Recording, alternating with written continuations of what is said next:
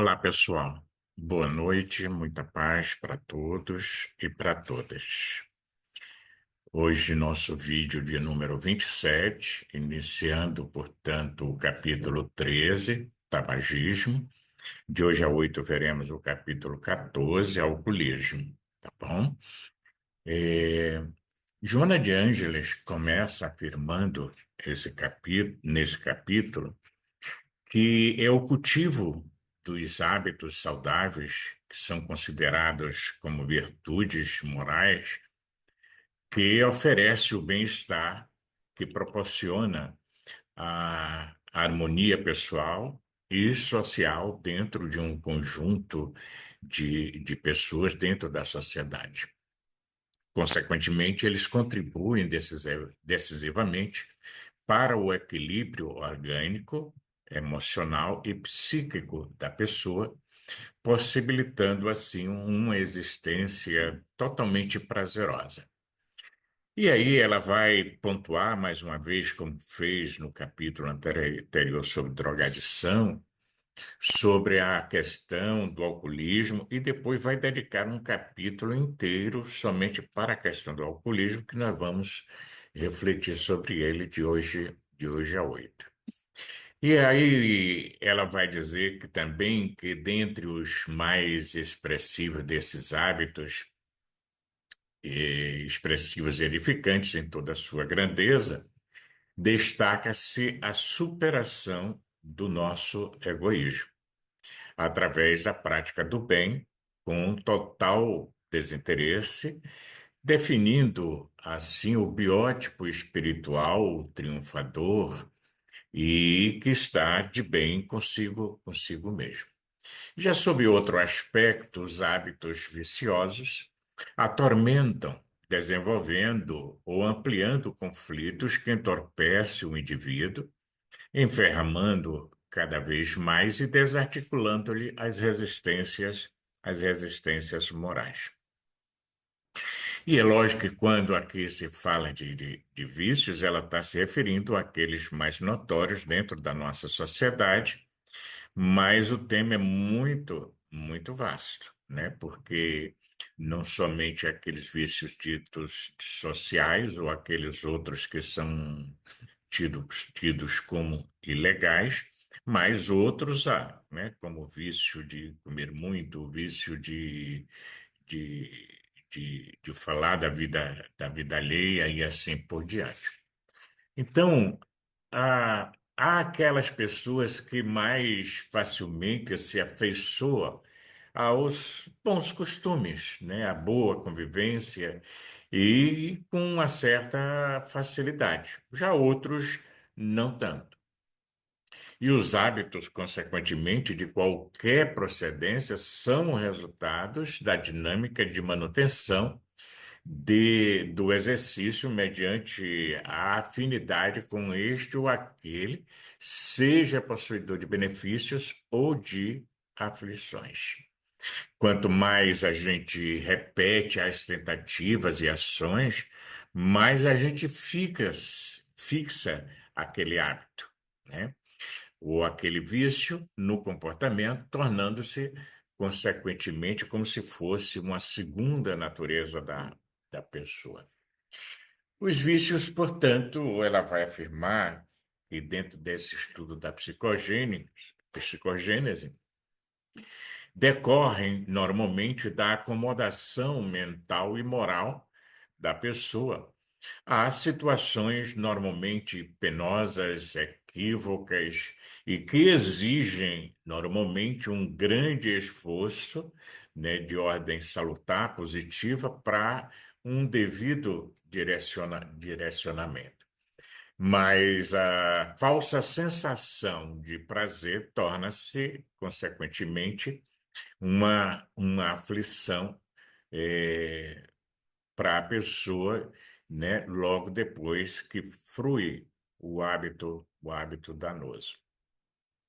E dentre esses hábitos, esses vícios, os denominados vícios sociais, afirma ela, destaca-se, né? A questão do alcoolismo, do tabagismo, do jogo de azar e por aí vai. De consequências normalmente danosas para o nosso organismo físico, né? Consequentemente, o energético também, tá? Poderíamos dizer também do corpo, o corpo mental. E ela vai pontuar que são de duas ordens, né, as causas para o tabagismo. A primeira delas, que é uma de natureza subjetiva, porque incita no emocional da pessoa, apresentando sobre variado elenco de manifestações, ou seja, por conta da timidez, o medo, o complexo de inferioridade, a insegurança da pessoa, a baixa autoestima, né? A presença também da ansiedade, que acabam levando a pessoa a desenvolver o hábito. E, normalmente, nesta situação, é fácil essa busca, porque o vício se torna como que um bastão psicológico para a pessoa, a fim de, assim, mascarar o real problema que traz consigo. E é interessante porque ela vai lembrar aqui o que a psicanálise, segundo Freud, propõe de reflexão sobre essa temática, afirmando que muitas vezes a origem da prática tabagista se encontra no desenvolvimento oral da criança, né? Já que toda vez que essa apresenta qualquer necessidade e chora, logo recebe a chupeta e o peito da própria mãe para a amamentação ou a mamadeira, ou o dedo na boca, né? Ou uma guloseima indo repetir-se, portanto, esse fenômeno na idade juvenil e adulta, quando se busca no tabaco, né, na prática de uma forma social, uma postura assim elegante para restituir a tranquilidade, vencendo aparentemente aquela ansiedade. E isso envolve o cigarro, o cachimbo, o mascar fumo, o charuto, enfim. Então, naquela fase oral do desenvolvimento, grava-se no inconsciente e nos seus aspectos, tanto positivos como negativos, a representação e gratificação que os pais e os familiares oferecem ao bebê com o objetivo de deixá-los felizes. Essa é uma explicação, vamos dizer assim, psicanalítica para essa ocorrência. Então, é desse modo que na juventude o cigarro especialmente torna-se o consolo ante as incertezas e os desafios e o apoio psicológico para os temores que se precisa enfrentar em relação à angústia e principalmente à solidão. Já a segunda possibilidade de causa, além desta, por ela apresentada, né, é de caráter assim, mais objetivo, social, é externa e é defluente da convivência com outras pessoas que são dependentes e que fingem haver adquirido a independência dos pais, dos familiares, dos mestres, afirmando assim a sua personalidade, né? E adentrando-se na sociedade dos adultos, igualmente viciados. Eu me lembro, né, que haviam propagandas, né, que influenciavam muito a minha geração de adolescente, entrando na fase adulta, né, onde normalmente você via aquele indivíduo com uma super caminhonete, eram as propagandas dos cigarros, né, é, como se fosse uma pessoa vitoriosa e assim por diante. Então, normalmente está associado à mídia a essa ideia de poder, de liberdade que a pessoa tem em desenvolver aquele tipo de vício. E aí são sugeridas outras possibilidades também como causa, né? Como a pessoa simplesmente de forma voluntária querer fazer isso, né? Ou então ainda porque trabalha no setor e acaba recebendo estímulos externos para desenvolver o vício. O fato é que, veja, ela apresenta duas causas, uma de ordem subjetiva e uma de forma objetiva. A subjetiva tem a ver com as nossas emoções, com as nossas dificuldades em lidar com os problemas, a nossa ansiedade, os nossos medos, a nossa insegurança e assim por diante. Enquanto na outra às vezes, um fator externo, no meio em que nós nos situamos, seja a família ou seja a própria sociedade, que estimula aquele hábito. Então, não é o fato, por exemplo, de você estar numa família de fumantes que você vai desenvolver o hábito. Necessariamente tem as suas exceções, né?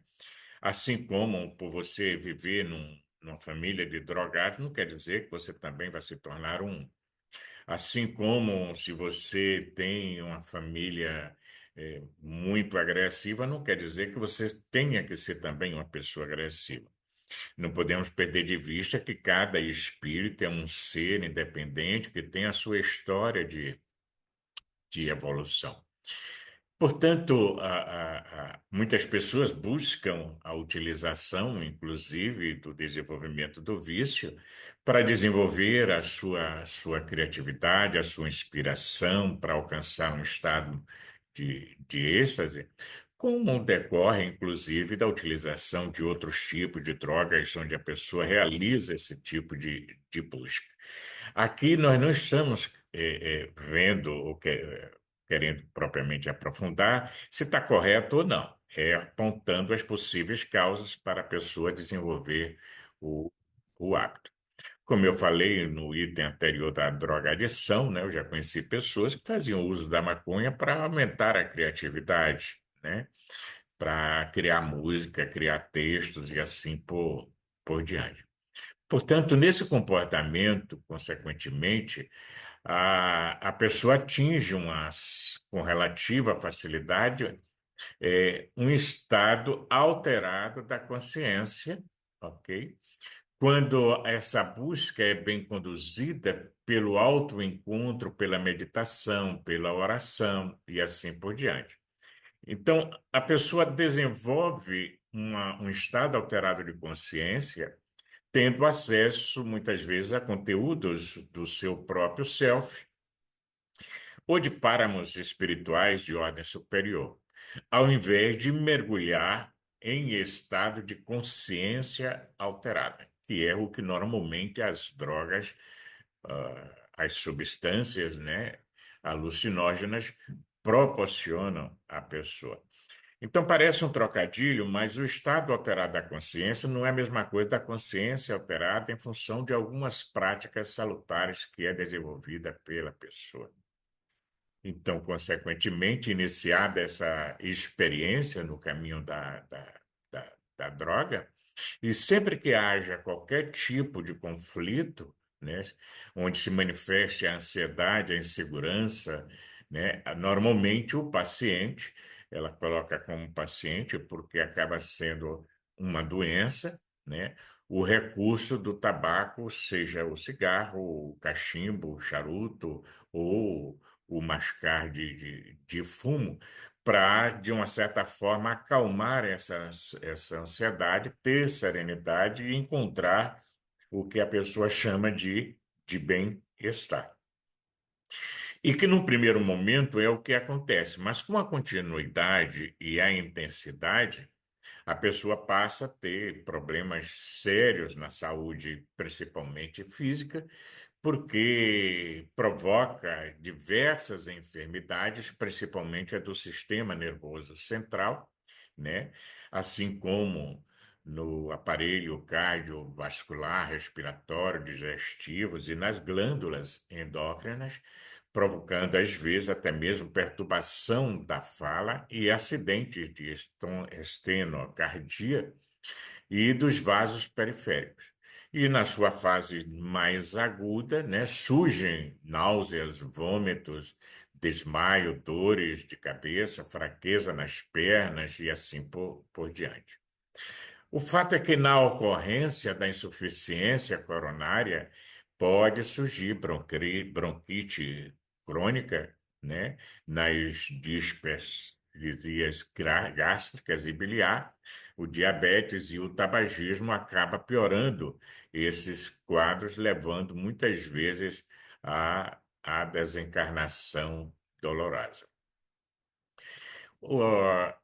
E aí a gente vê, porque ela também vai destacar, né, que a mídia divulga bastante, né, o indivíduo como sendo, como eu disse há pouco, um triunfador, alguém que é completamente vitorioso, é um conquistador invejável e sempre com bens materiais à sua disposição, sejam roupas, sejam cavalos, seja automóveis e assim por diante.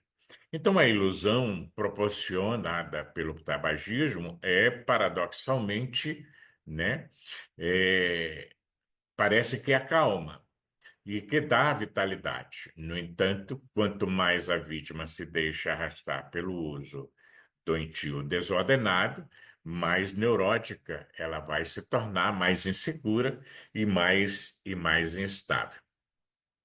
E assim que o indivíduo se torne um fármaco dependente, atinge um nível de transtorno, né, que de tal intensidade que se sente incapaz de enfrentar qualquer tipo de atividade sem o apoio, o apoio do cigarro, do charuto, do cachimbo, o que for.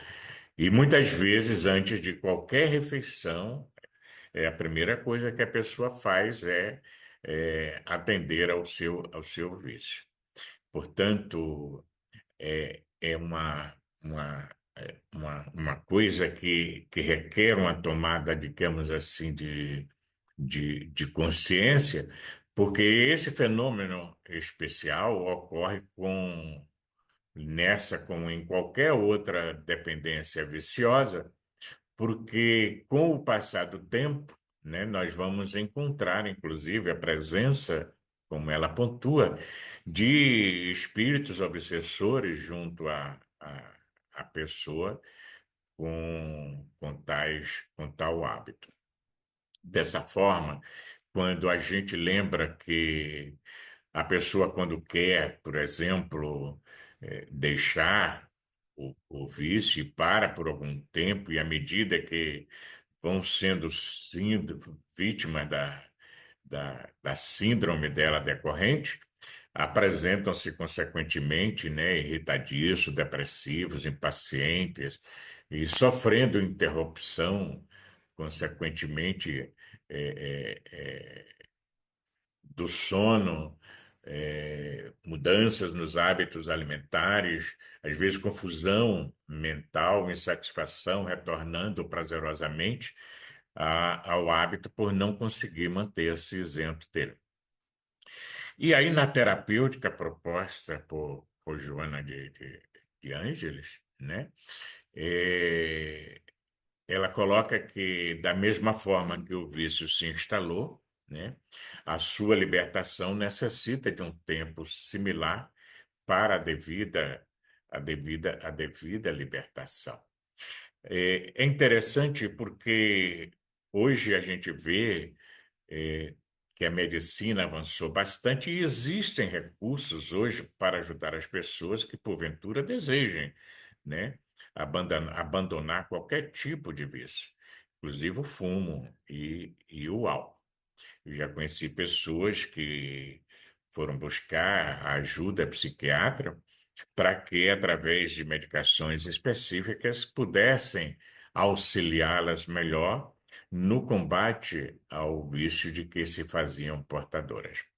E como terapêutica, ela sempre apresenta, né, em todos os casos aqui estudados, que é a importância da oração, da meditação, da leitura, a fim de mudar paradigmas, a forma de se pensar sobre o assunto, né? As leituras dentro do tema, para que ocorra melhor essa mudança de paradigmas. Portanto, é necessário uma mudança de comportamento por parte da pessoa, para que se torne mais clara a sua percepção, né? E a tomada de consciência sobre a sua ansiedade, aprendendo assim a superá-la, vencendo-a com, com os recursos, né, que o médico vai lhe proporcionar, ou a terapêutica espírita também pode lhe proporcionar. O fato é que nós encontramos hoje na sociedade eh, a possibilidade, inclusive, de haver uma ajuda psicoterapêutica, é ela quem forma isso, para que a pessoa possa ir resolvendo aquelas questões pendentes e que lhe dificultam o enfrentamento dos problemas e dos desafios existenciais.